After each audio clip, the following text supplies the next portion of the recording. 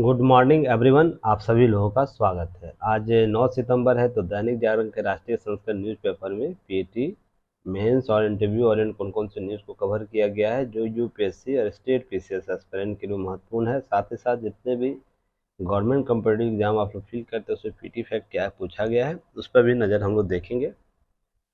तो आगे बढ़ते हैं। आगे बढ़ने से पहले यूट्यूब चैनल को जरूर सब्सक्राइब कीजिए, शेयर कीजिए, सपोर्ट कीजिए, बेल आइकन को भी दबाएं ताकि साथ ही साथ कमेंट सेक्शन में जो भी महत्वपूर्ण प्रश्न पूछे जाते हैं उसका उत्तर देने का प्रयास कीजिएगा और अधिकतम लाभ लेने का कोशिश कीजिए। साथ ही आप युक्ति आईएएस का ऐप जरूर डाउनलोड कीजिएगा, गूगल प्ले स्टोर से, एप्पल स्टोर से, दोनों जगह अवेलेबल हैं।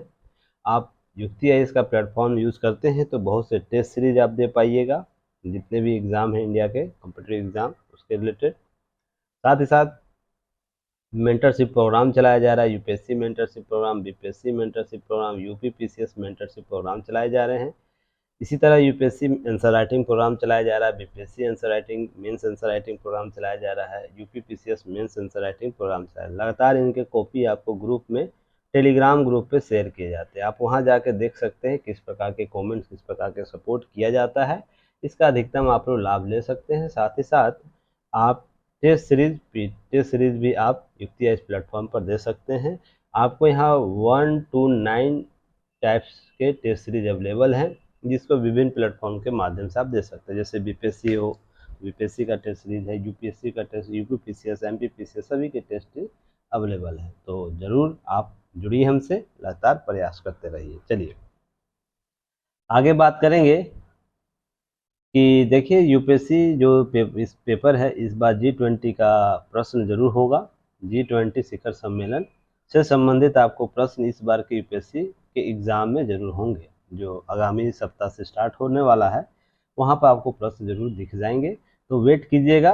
तो हम चीज़ों को समझने का प्रयास करेंगे कि हिंद प्रशांत में शांति के लिए क्वाड है जरूरी। G20 शिखर सम्मेलन में सम्मेलन होने से पहले, अर्थात आज और जो सम्मेलन मुख्य सम्मेलन होने वाला है, उससे पहले जो भी देश के प्रतिनिधि आए हैं वो भारतीय प्रतिनिधियों से मिलकर द्विपक्षीय संबंधों को बेहतर करने के लिए अलग अलग तरीके से मिल रहे हैं। तो इसी में हिंद प्रशांत क्षेत्र के शांति के लिए क्वाड है जरूरी, इसकी बात अमेरिकी राष्ट्रपति के द्वारा और भारतीय प्रधानमंत्री के द्वारा साझा द्विपक्षीय संबंधों को प्रतिबद्धता व्यक्त करते हुए की गई है। क्लियर है? इसमें क्वाड संगठन महत्वपूर्ण रूप से भूमिका अदा कर सकता है, जो भारत के तरफ से हिंद प्रशांत क्षेत्र को लेकर सीधे सीधे तौर पर दूसरी बार कड़ा संदेश देने का प्रयास किया गया। इससे पहले आसियान शिखर सम्मेलन जो किया जा रहा था, 20वां आसियान शिखर सम्मेलन, और पूर्वी एशिया शिखर सम्मेलन जो 18वां था, उसमें भी भारतीय प्रधानमंत्री के द्वारा दक्षिणी चीन सागर को लेकर स्पष्ट संदेश दिया गया कि हमारे भी हित है वहाँ। तो इस संदर्भ में भारतीय रूप में परिवर्तन दिखता नजर आ रहा है, और वो केवल इसलिए हो रहा है कि G20 शिखर सम्मेलन में भारतीय जो विदेश नीति है, भारतीय विदेश नीति, वो कहीं अच्छे बेहतर होकर उभरे हैं, जहां पर हम राष्ट्रीय मुद्दों को, अंतर्राष्ट्रीय मुद्दों को हम किस तरफ से उसको अंतर्राष्ट्रीयकरण करने में प्रयास सफल रहे हैं। हमारे सीमा साझा के हित जो है, सीमा साझा के मुद्दे हैं, उसको वैश्विक सपोर्ट प्राप्त करने में हम सफल हुए हैं। इस प्रकार कह सकते हैं कि हमने इस दरमियान जो पिछले 1 साल से जो हमने अध्यक्षता संभाली है, उसमें कूटनीतिक तरीके से, राजनीतिक तरीके से हमने एक बढ़त कायम की है, जिसके आधार पर हम दक्षिणी चीन सागर या तो हिंद प्रशांत सागर क्षेत्र में खुले तौर पर हम बातों को रख पा रहे हैं। इसी को ध्यान में रखिएगा। आगे बात होगी quad, America, Bharat, Japan, Australia एक संगठन है जो जिसे हम लोग, आपको क्या बोलते हैं, चतुर्फलकीय संगठन बोलते हैं। क्वाड के तरीके से ध्यान रखिए, 2017 से यह आरंभ हुआ है।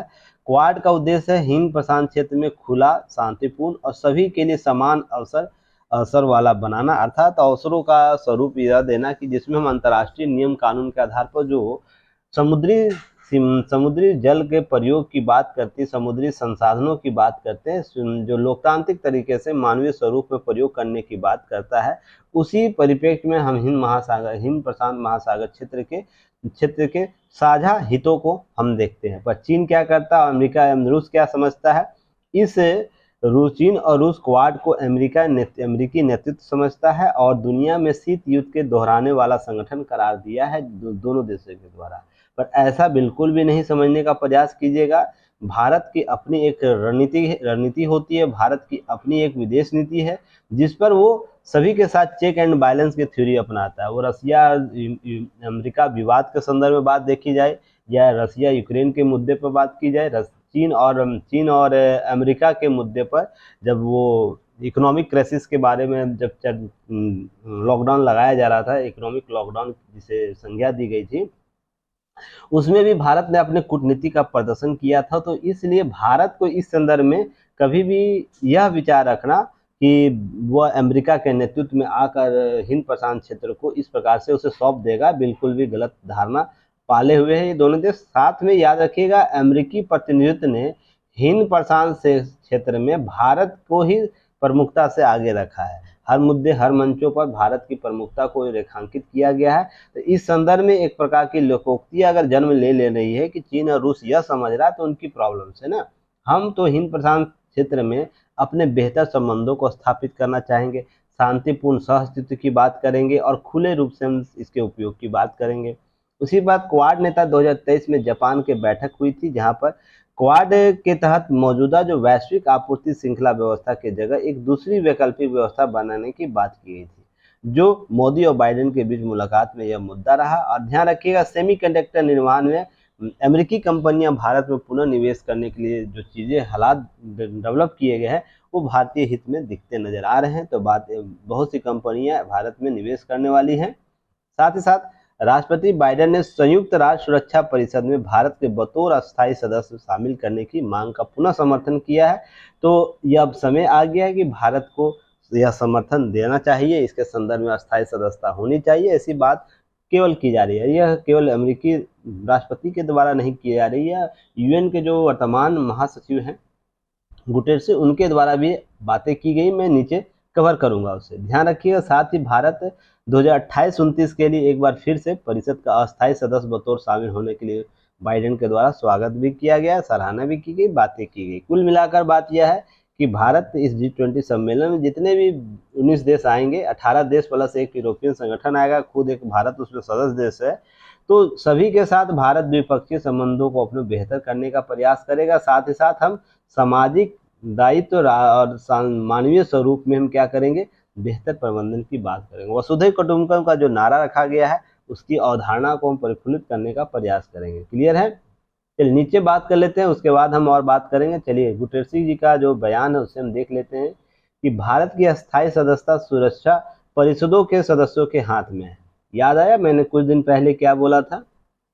अब ये चीज़ें ध्यान रखिएगा, मैंने कुछ महीने पहले ये बात बोला थी कि सुरक्षा परिषद में अस्थायी सदस्यता भारत को देना उसके सदस्यों का नैतिक जिम्मेदारी बन जाएगा। मैंने बोला था ना, अब ऐसी हालात क्रिएट हो रहे हैं, सभी चीन को छोड़कर बाकी सारे देश जो हैं सुरक्षा परिषद के अस्थायी सदस्य, चीन को छोड़कर बाकी सारे देश क्या करें, भारत के सपोर्ट में है।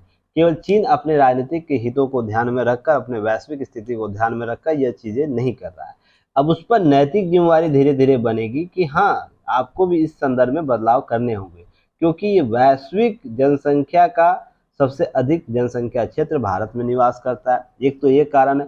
विश्व की लोकतांत्रिक मान्यताओं को स्थापित करने में G20 शिखर सम्मेलन का जितना बेहतर प्रबंधन भारत के द्वारा किया गया, इन मंचों के आधार पर स्थापित किया जा सकता है कि भारत अपने दायित्व का निर्वहन कैसे करता है। हालांकि जब स्थिति ऐसी है कि जब से G20 शिखर सम्मेलन का अध्यक्षता संभाला, तब से कोविड-19 का स्थिति था, रूस यूक्रेन का मामला था, फिर अंतर्द्वंद का युद्ध चल रहा था अमेरिका चीन के बीच, साथ ही साथ रशियन कंफ्लिक्ट डेवलप हुआ था। तो ये सब बातें आपको ध्यान रखनी होगी कि भारत ने इन सभी को बखूबी से निपटा है। साथ ही पर्यावरण के मुद्दे भी भारत अपने पक्ष में, पर्यावरण के मुद्दे पर भारत के अपने पक्ष है, जो मानवीय सर्वधर्म संपदा के तौर पर बातें करता है, वसुधैव कुटुंबकम के संदर्भ में बात करता है, सर्वहिताय सुख हितायों की बात करता है, सबके सुख में हमारी सुखी है, ऐसी बात करता है। इसके संदर्भ में इन चीज़ों को ध्यान रखिएगा कि अमेरिकी प्रतिनिधित्व या परिषद यह कभी नज़रअंदाज नहीं कर सकता है कि भारत विश्व को क्या दे रहा है। इसलिए इनके द्वारा कुछ बातों को करार दिया गया है, जो मैं पहले 1 महीना पहले इसका भविष्यवाणी आप लोगों को किया था कि देखिए, विश्व का देश करार दिया है। अब विश्व का देश करार देने का अर्थ केवल यह मत समझिएगा कि यह केवल चापलूसियों में किया गया, ठीक है ना। यह भारत उस कूटनीतिक प्रबंधन का परिचायक है जिसमें वो राष्ट्र अब है, उन पर जो भी सदस्य देश राष्ट्र है या वैश्विक तरीके से जो मजबूत राष्ट्र, उन पर नैतिक जिम्मेदारी हो जाएगी। अगर भारत को इस मंच में नहीं शामिल किया जाए तो किसको किया जाए, तो समझने का प्रयास कीजिएगा। इसलिए सुरक्षा परिषद में अस्थायी सदस्यता के संदर्भ में जल्द ही जल्द आपको निर्णय लेगा। मैंने आप लोगों को समय दिया था 2047 तक, शायद आपको उससे पहले खुशी मिल जाएगा। आपको 10 से 15 साल के अंदर भारत अस्थायी सदस्य के तौर पर शायद आपको नजर आ जाए, तो हम वेट करेंगे इतने साल तक। जो भी प्रतिक्रिया, देखिए आपका कार्य, आपका अंतर्राष्ट्रीय दायित्व है ना, स्पष्ट करता है कि आप बड़े मंचों पर कैसे पार्टनर के तौर पर गिने जाएंगे, और साथ ही साथ आप कितने बड़े खिलाड़ी हैं। बड़े मंचों पर विषम विषम परिस्थिति में यह भी कूटनीतिक प्रबंधन का काम करता है। तो इसके लिए आपको भारत उन सभी पैरामीटर्स पर शामिल होता है जहां पर आपके राष्ट्रीय हित को दरकिनार करते हुए वैश्विक जिम्मेदारी को आपने निभाया है। तो इस संदर्भ में चीज़ों को स्पष्ट करने की जरूरत है, और देखिएगा धीरे धीरे हम चीज़ें स्पष्ट कर पाएंगे आने वाले समय में। चलिए, अब वैश्विक शिक्षा सुधारों का ब्लूप्रिंट के तौर पर उभरी है नई राष्ट्रीय शिक्षा नीति। G20 शिखर सम्मेलन में बहुत से राष्ट्रों ने अपने देश के राष्ट्रीय मॉडल को प्रस्तुत किया था, शिक्षा मॉडल को प्रस्तुत किया था, जिसमें भारत के नई राष्ट्रीय शिक्षा नीति की बहुत सराहना हुई है। विभिन्न मंचों के द्वारा यह बातें की गई। उस G20 पर विभिन्न देशों के द्वारा इस मंच पर इनकी इनकी क्या करनी सराहना की गई, इनके रोडमैप के तौर पर उपयोग करने की बात की गई। तो G20 शिखर सम्मेलन एक अहम मुद्दे के तौर पर, अहम प्रचार के तौर पर इसे शामिल करिएगा आप लोग। अब किन देशों के द्वारा कौन कौन से मॉडल प्रस्तुत किए गए थे ये थोड़ा याद रखना है, क्योंकि आप इसको केस स्टडी के तौर पर या तो एग्जाम्पल के तौर पर आप बेहतर शिक्षा प्रबंधन की बात की जाएगी या भारत में बेहतर शिक्षा कैसे हो, तो ये रोल मॉडल को आप यूज कर सकते हैं ताकि हम बता सके कि हमारा NEP न्यू एजुकेशन पॉलिसी कैसे बेहतर है, किन संदर्भ में। ऐसे बितुके बात आप मत कीजिएगा जिसके आधार पर एस्पिरेंट होने के नजरिए से आप एक राजनीतिक पॉलिटिकल पार्टी के तौर पर नजर आए, ठीक है ना। तथ्यों के आधार पर, तथ्यों के आधार पर, आंकड़ों के आधार पर बात कीजिएगा। तो इसी में देखिए कनेक्टिव बिगनर्स प्रोग्राम कनाडा ने early learning and child care आपको सिस्टम डेवलप किया है। तो ब्राजील ने शिक्षा प्रौद्योगिकी के सुधार पाठ्यक्रम, सऊदी अरब ने टीचर मैनेजमेंट प्रोग्राम, यूरोपीय संघ ने पाथवे पहल, और चीन ने अनिवार्य शिक्षा पाठ्यक्रम योजना को G20 के शिक्षा संबंधित शिखर सम्मेलन हो रहा था वहां पर प्रस्तुत किया। पर भारत का जो न्यू एजुकेशन पॉलिसी इन सभी से बेहतर प्रबंधन की बात कर रहा था, बेहतर तालमेल की बात कर रहा था, बच्चों के बेहतर उत्थान की बात कर रहा था। कुल मिलाकर बात की जाए समावेशी विकास की बात कर रहा, समावेशी शिक्षा की बात कर रहा था। इसके आधार पर बहुत से राष्ट्रों ने इसे क्या किया, आपको इसके लिए धन्यवाद ज्ञापन दिया और अपने देश में रोल मॉडल के तौर पर NEP को लागू करने की बात की गई। तो हम वेट करेंगे इन सब चीज़ों को और भी पीटीफाइड करने के लिए। अब ध्यान रखिएगा G20 देश मिलकर एक साझा रणनीति के तहत 2030 तक लर्निंग आउटकम के स्तर पर उठाने का लक्ष्य निर्धारित किया गया। One earth one family one future के संदर्भ में विजन को स्थापित करने के लिए एक साझी शिक्षा व्यवस्था को लागू करने की बात की गई है। तो इसको भी थोड़ा सा ध्यान रखिएगा आप लोग, आने वाले समय में एक टॉपिक के तौर पर आपको UPSC के एग्जाम में, PCS के एग्जाम में देखने को मिल जाएगा कि one earth one family one future के संदर्भ में अंतर्राष्ट्रीय रूप से एक साझा शिक्षा नीति आवश्यकता हमें समावेशी विकास की ओर अग्रसर करेगा। इसके संदर्भ में अपने अपने विचार को प्रस्तुत करें इत्यादि इस प्रकार के प्रश्न आपको एग्जाम में देखने को मिल सकता है। क्लियर है? चलिए आगे बात करेंगे। आगे बात करें साझा घोषणा पत्र पर सहमति की कोशिश की जाएगी। देखिए मामला बहुत गड़बड़ है। चीन अपने मुद्दे को लेकर प्रश्नगत है तो वो नहीं आता है। रूस के लिए ध्यान रखिएगा, रूस के राष्ट्रपति के लिए गिरफ्तारी वारंट जारी है तो इसलिए रूस भी सम्मेलन में शामिल नहीं होगा। साथ ही साथ दो महत्वपूर्ण जो राष्ट्र है अगर नहीं शामिल, यूक्रेन भी इस मामले में शामिल नहीं हो रहा है। तो ध्यान रखिएगा जो प्रमुख G20 देश का है चीन, रसिया, चीन और रूस जो प्रमुख है वो इस देश शिखर सम्मेलन में शामिल नहीं होंगे। तो ऑटोमेटिक है कि अब व्यक्तिगत तौर पर डिपेंड हो जाता है सभी देशों का निर्णय महत्वपूर्ण हो जाता है। किन किन मुद्दों पर सभी देश एक साथ आते हैं यह भी देखने की जरूरत होगी, जिसमें हम अंतर्राष्ट्रीय अर्थव्यवस्था का समावेशन की बात कर लें, समावेशी विकास की बात कर लें, साथ ही साथ हम जलवायु परिवर्तन के मुद्दे पर भारत द्वारा उठाए गए विभिन्न मंचों के माध्यम से जो उठाए गए प्रश्न है उसके संदर्भ को हम देखें, या G20 का जो वर्तमान स्थिति है जो यूक्रेन युद्ध के मामले में देखने को मिलता है। साथ ही साथ आपको वैश्विक साझेदारी के तौर पर वर्चस्ववाद के सिद्धांत को समाप्त करने की जो बात की जाती है, उसको कहीं ना कहीं हम राष्ट्रीय घोषणा पत्र में शामिल करने की बात करेंगे। ये सब मुद्दे आपको देखने को मिलेगा। तो देखिए, दो तीन तरीके से आप चीज़ों को समझिएगा। इसमें भारत का रुख इम्पोर्टेंट होगा, इसमें अमेरिका का रुख इम्पोर्टेंट होगा, साथ ही साथ ध्यान रखिएगा एक सभी राष्ट्रों का रुख अलग होगा, महत्वपूर्ण हो जाएगा, जिसमें भारत अमेरिका का रुख ही इम्पोर्टेंट तरीके से समझने का प्रयास करेंगे। बाकी अन्य देशों का हम कल आपको एनालिसिस समझाएंगे। कल पेपर परसों यानी समझाऊंगा मैं आप लोगों को। कल लास्ट घोषणा पत्र आ जाएगा तो चीज़ों को समझ के हम चीज़ों पर इस पर एक्सप्लेन करेंगे, ठीक है ना। अभी वेट करते हैं इसका, जल्दी ज़्यादा हड़बड़ा के काम नहीं करना है। अब देखिए, यूरोपीय संघ ने साफ तौर पर बोल दिया है कि हम यूक्रेन के मामले के अलावा भारत के हर मुद्दे का समर्थन करेंगे। तो देखिए, खुली आपको ऑफर दे दिया गया यूरोपियन कंट्री के द्वारा। अब भारत जो भी इस मुद्दे को लेकर पिछले एक साल से मंथन पर कर रहा है, जिस पर यूरोपीय संघ ने अधिकतर मामलों में समर्थन किया है, तो खुले मंच के तौर पर कर दिया। क्योंकि जो एक साल से चर्चा परिचर्चा हुई, उसके ही क्रक्स आपको शिखर सम्मेलन में आएंगे सभी राष्ट्राध्यक्ष के सामने। तो जो भी मामला है पहले से लोग एक साल से जान रहे हैं, तो जो भी भारत अब रेखांकित करके क्रक्स के तौर पर शिखर सम्मेलन में शामिल करेगा, लिस्टेड करके, मुझे इस पर घोषणा पत्र पर सहमति चाहिए, तो यूरोपियन यूनियन उस पर क्या करेगा, हामी भर देगा। बस यूक्रेन के मामले में वो क्या कर रहा है, मैं स्टैंड अभी देख समझ के लूंगा या नहीं लूंगा, जो भी स्थिति होगी वो कल स्पष्ट हो जाएगा। क्लियर है ना। तो आप समझ सकते हैं, यूरोपीय संघ अगर ऐसी बातें कर रही है तो वैश्विक छवि के तौर पर भारत का किस प्रकार सा रणनीतिक परिवर्तन हुआ, आप इसे समझ सकते हैं। जब कभी यूरोप हर मामले में हर चीज़ों को लेकर अमेरिकी प्रतिनिधि के पीछे चला करता था, या वैश्विक तरीके से हम इस तरीके से भी बात कर सकते हैं कि भारत को वो वादा नहीं प्राप्त हुआ था जिसकी बात अभी ये कह रहा है, जिस पर हम आंख बंद कर विश्वास कर सकते हैं कि कोई भी मामला यूक्रेन के मामले पर छोड़कर वो कोई भी मामला लाएगा उसके साथ रहूंगा।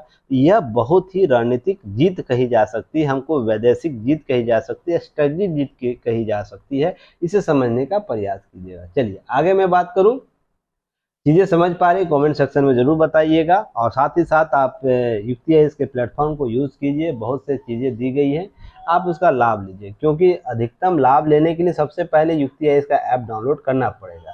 ऐप डाउनलोड करने के लिए गूगल प्ले स्टोर और एप्पल स्टोर दोनों जगह उपयोग कर सकते हैं, और साथ ही साथ विजिट कर सकते हैं www.yuktiis.in वेबसाइट हमारा है। आप वहाँ विजिट करके चीज़ों को देख सकते हैं। चीज़ें डेली अपडेट हो रही हैं।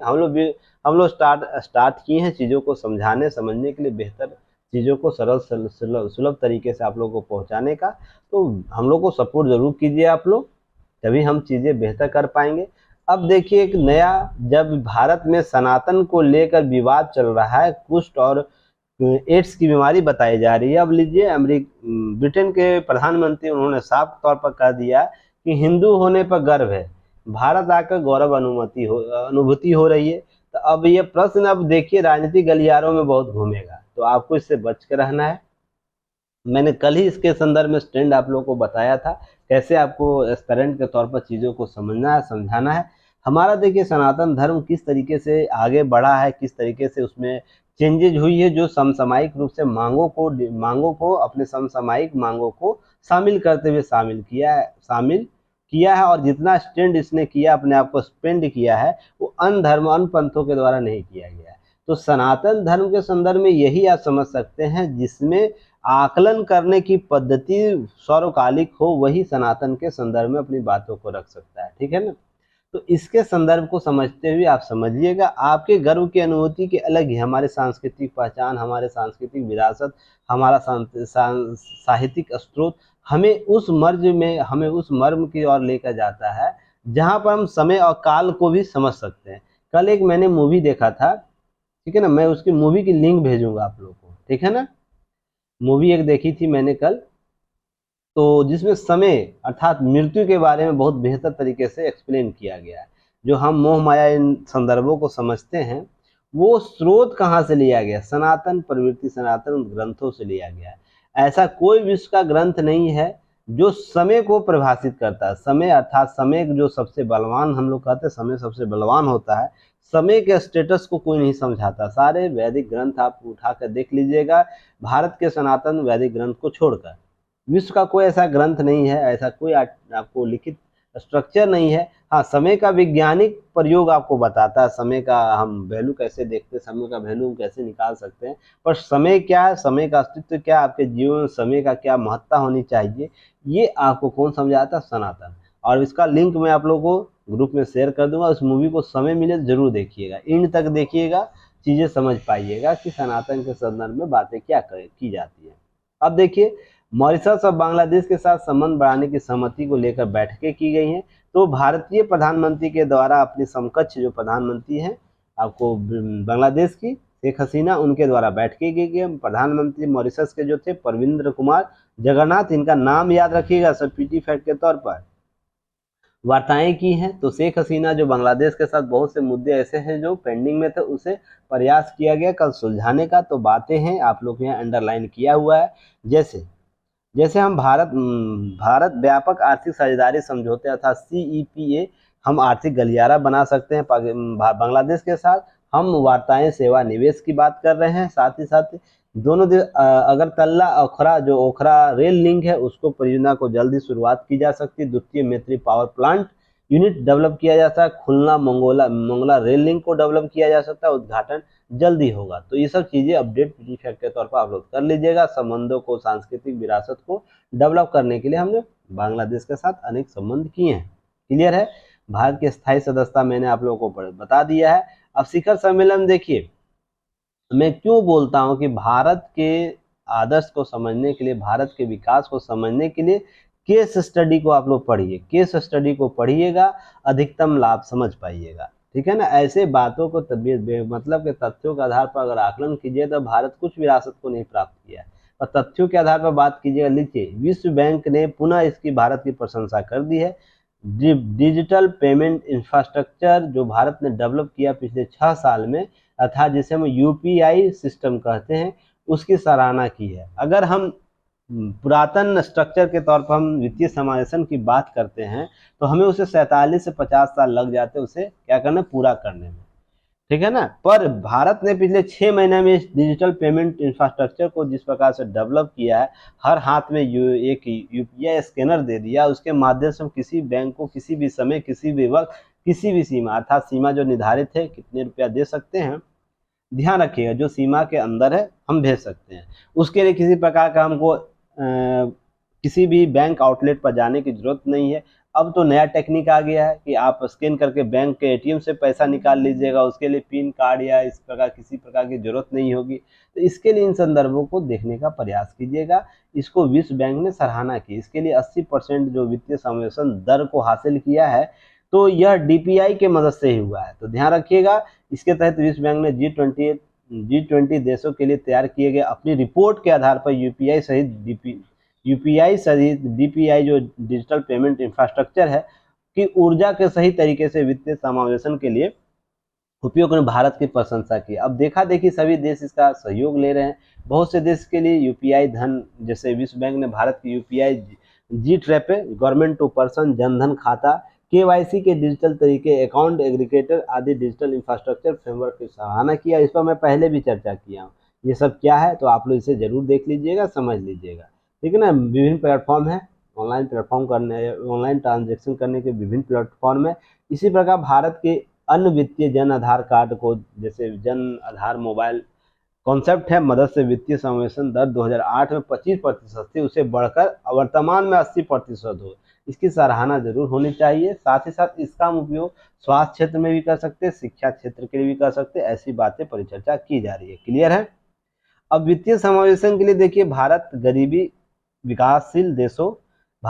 और विकासशील देशों के लिए समावेशन के लिए DPI विकास को मुफ्त एक्सेस किया। जो मैंने आप लोग को याद है, एक अमेरिकी रिपोर्ट के बारे में चर्चा किया था कुछ महीने पहले। अगर याद हो तो कमेंट सेक्शन में बताइएगा कि UPI का अमेरिका का जो फेडरल बैंक है वो भारत के UPI के प्रोग्रेस रिपोर्ट से चिंतित था और बोला था कि जल्द से जल्द जो वीजा है या तो मास्टर कार्ड है, भारत के UPI सिस्टम को अडॉप्ट करे। नहीं तो क्या होगा, या उस प्रकार के समतुल चीज़ों को डेवलप करे।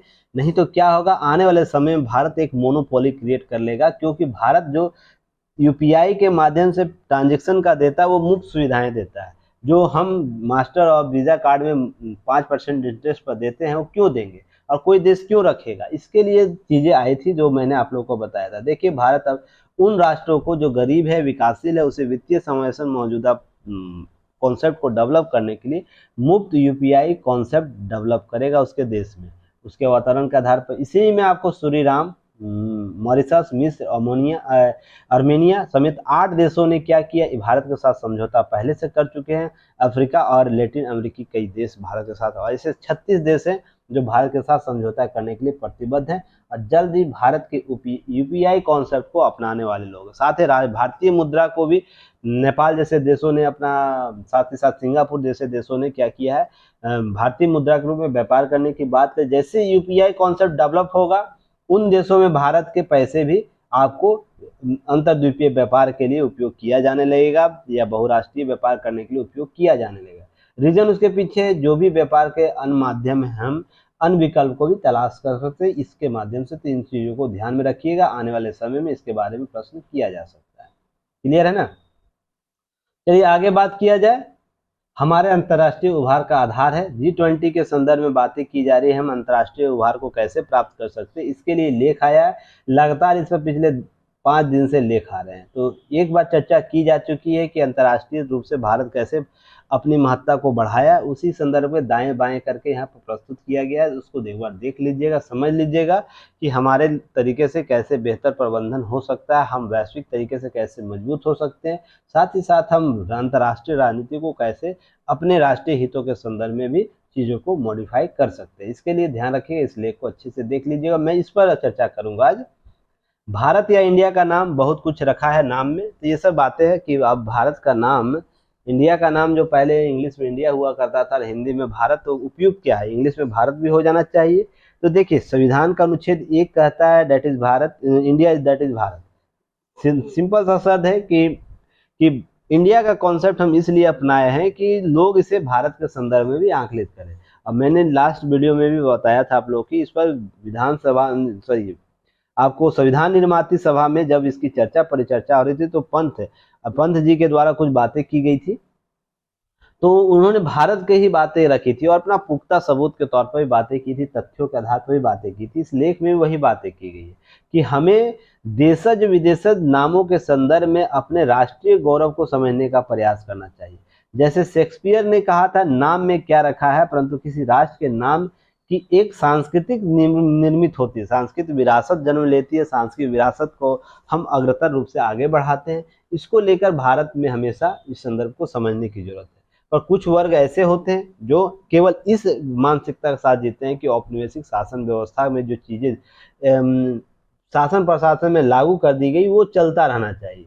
देखिए, आप स्वयं देखिएगा कि आप अपने माता पिता के द्वारा दिए गए नामों को लेकर अपने संदर्भ को आगे बढ़िएगा, या जो आपके द्वारा दोस्त या दोस्त मित्र हैं या कोई अन्य व्यक्ति आपको निक नेम देते उसको लेकर चलिए। आपकी पहचान आपके निक नेम से है या आपके माता पिता द्वारा दिया गया नाम जो आपके बर्थ सर्टिफिकेट में है उससे आपकी पहचान है। इस चीज को अगर समझ जाते हैं तो सारा कॉन्सेप्ट समझ जाइएगा। क्लियर है। आपके कई ऐसे दोस्त होंगे, कई ऐसे मित्र होंगे जो आपको आपके समय समय पर आपके निक नेम देते होंगे, ठीक है ना। जैसे आपका नाम है राजू, ठीक है ना, राजू नाम है, तो आपका सर्टिफिकेट माता पिता के नाम के द्वारा नाम दिया गया राजू, आपके बर्थ सर्टिफिकेट में नाम है राजू। पर जैसे जैसे आप बच्चे से बड़े होते हैं, ग्रेजुएशन के दौर में आते हैं, ऑफिस में वर्क करते हैं, आपके निक नेम में परिवर्तन होता है। कोई राजू से राजू बोलेगा, राजू से कोई राज बोलेगा, कोई निक नेम देगा, रज दे देगा, कोई कुछ भी अपने अपने तरीके से दे सकता है। तो क्या आपकी पहचान उससे होगी या आपके वास्तविक? जब भी अवलोकन किया जाएगा आपकी जड़ों का, तो जड़ों की पहचान किससे की जाएगी? राजू के जड़ों की पहचान उसके बर्थ सर्टिफिकेट में दिए गए नामों से होगी या उसके माता पिता द्वारा जो दिया गया नाम है उससे ही होगी। इसी संदर्भ को समझिएगा। भारत के जितने भी वैदिक ग्रंथ है या भारत के जितने भी पौराणिक देशज